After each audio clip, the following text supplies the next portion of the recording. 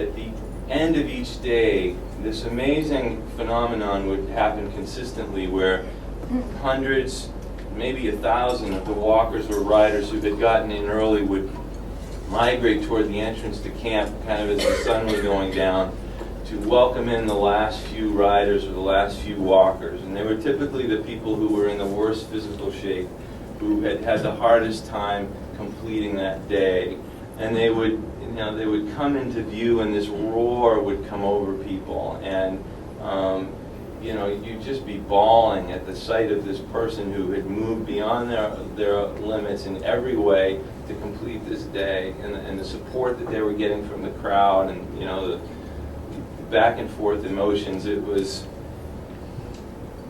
just a demonstration of how the world could really work if we really focused it on working that way.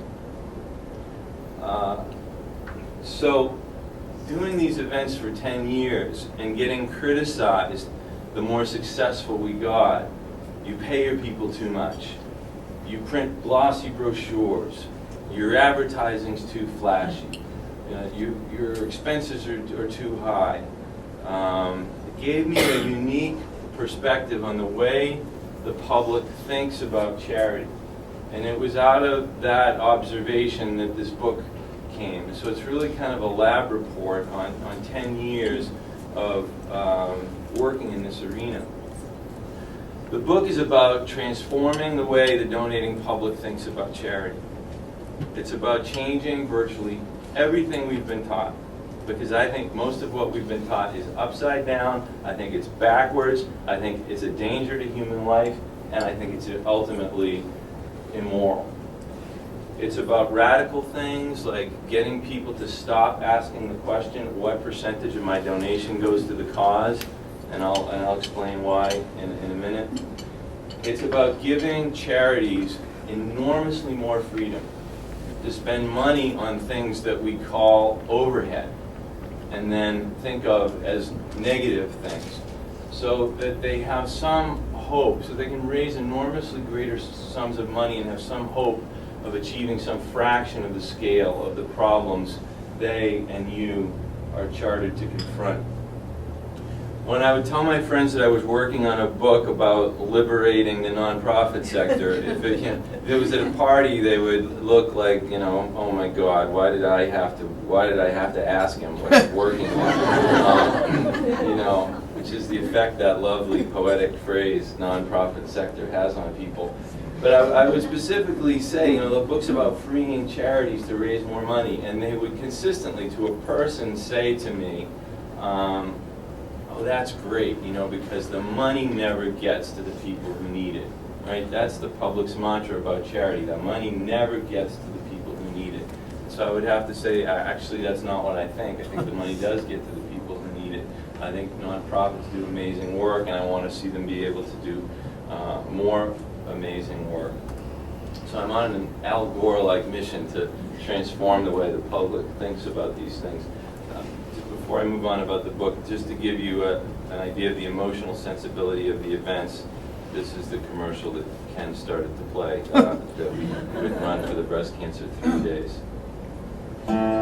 Dear Mom, having a great time. I was kind of scared, 60 miles in 3 days, sleeping in a tent. But I feel like I'm being carried along on this great big wave of kindness. And they told us this morning, no group this small ever raised this much money to fight breast cancer. 2,000 of us. And we raised $7 million. Wish you were here, Mom. I really wish you were here.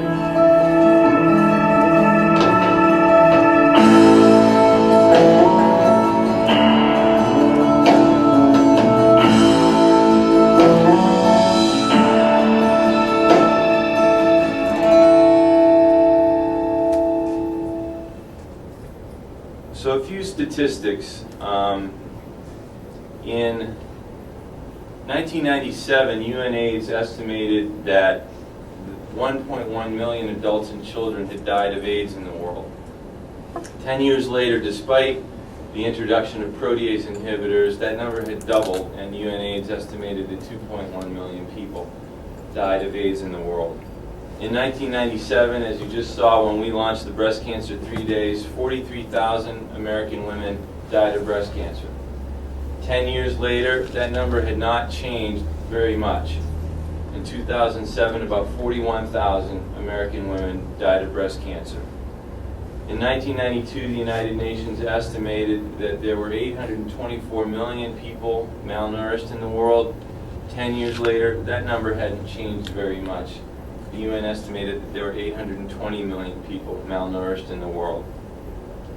I don't believe this is the kind of world that we really want to live in. I don't think we want to live in a world where this massive suffering seems intractable. We want to live in a world where we've found a cure for breast cancer, and where AIDS is a thing of the past, and where we've put hunger behind us. So the question that I've tried to ask in the book is not how can we ratchet up nonprofit performance another 5%. The question that I've tried to ask is this system that we currently have capable of achieving Apollo-like aspirations on a timeline that dignifies the value of a human life? So not a cure 50 years off in the distance or whenever, but 5 years from now or 10 years from now. So it's not a book about management practice, it's really a book about dreams, because I believe that we've become estranged from our dreams, from our deepest dreams, if we were really ever to state them. You know, you're meant to feel embarrassed if you talk about the end of the AIDS epidemic in the next 10 years, or say the end of poverty on Skid Row in Los Angeles in the next 7 years. Sure, we got to the moon in 9 years, but we can't end poverty. We can't end poverty on Skid Row in the next 7 years. That's impossible. You know, sophisticated people will label you a naive idealist if you talk in those terms. So it feels like we've lowered our horizon to the expectation that this suffering will continue, and the acceptance of a system that doesn't promise very much more. So the book's entitled Uncharitable. Some of my friends thought I should have a more positive title. For people who know me, they know that for me, that is a positive title.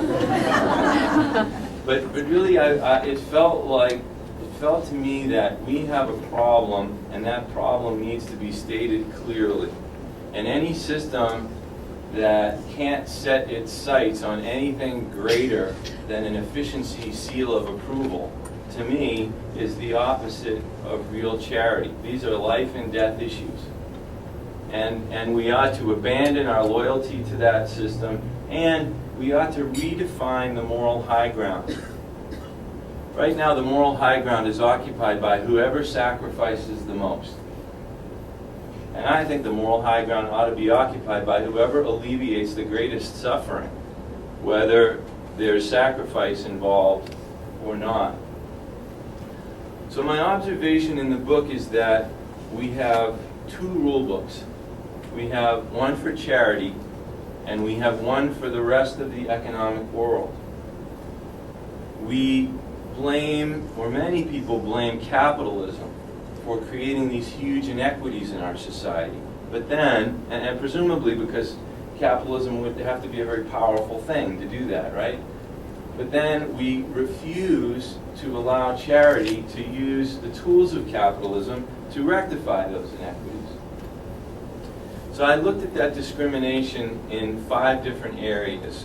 First of all, compensation.